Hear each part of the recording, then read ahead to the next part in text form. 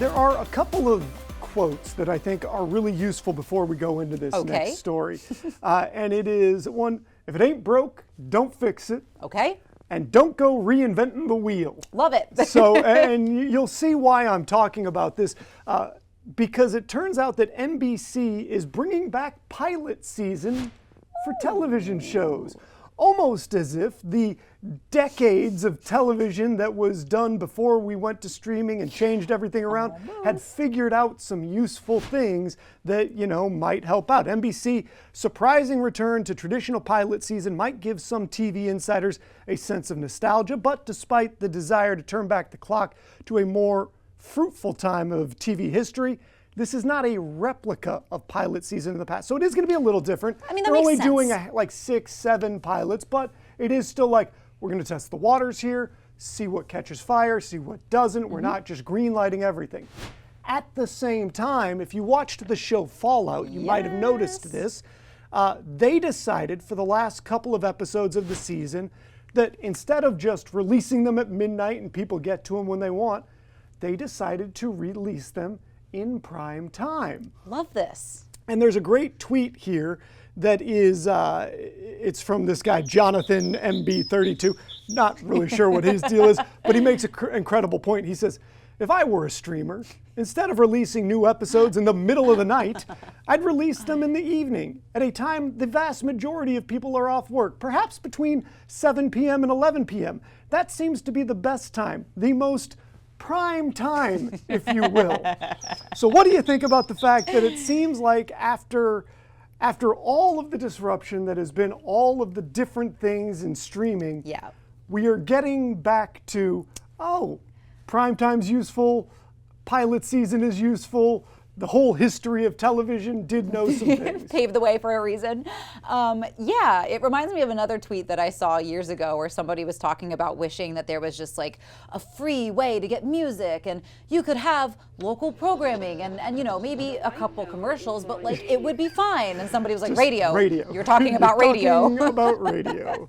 And I mean, whether it's the nostalgia talking or not, I do think this is a strong idea because I think what I loved so much about sort of appointment watching back when I was in high school, like I remember my family, we still watched NCIS and like Criminal Minds in real time. And it sort of brought us together as a family because we would make sure dinner, homework, shower, everything was done and ready to go by the time we all sat on the couch and we tuned in to watch TV. But I think what it did as well was once we watched the episode together, we could talk about it together. So this is where I think you're completely on, because it's great to have the a la carte options that we have. Absolutely. And it's great to have that once it's started to air. Yeah. But if you want to have, you know, one of the reasons we don't have as much of a monoculture anymore is that it is all willy-nilly all over the place. So if you do have it, it's on at 7 on this time, everybody can see it. If you don't want to be left out of the beginning of the conversation, you need to be there for it right away, is much better than waking up in the morning and having that episode ruined for you because it started at midnight, but you went to bed at 9, and the first tweet you see is like, oh my God, I can't believe Timmy got stabbed in the end of that episode. Yeah, I think this is going to fill that longing for that kind of human interaction that we've been craving lately, especially with social media. And I think binge watching and social media do kind of go hand in hand. They activate the same kind of thoughtless part of our brain where once you put a show on and you can just binge watch until you fall asleep, you don't really have to put that much thought into it. But I think this might shift that a little bit, where again, you kind of have to plan your day around, all right, I want to tune in and I want to watch this.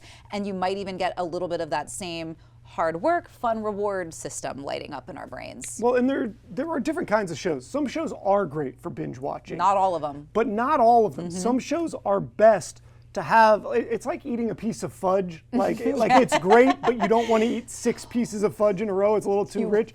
You want one, then you want to be able to think about it. You want to have a conversation with everybody else. Hey, what did you think about that episode? This one part, what do you think that means down the line? You know, you can listen to all the podcasts you want to listen to about it. You can do all that stuff. So I am all in favor of getting back to at least some shows Yeah. having a primetime release time, having a once a week or bi-weekly release time.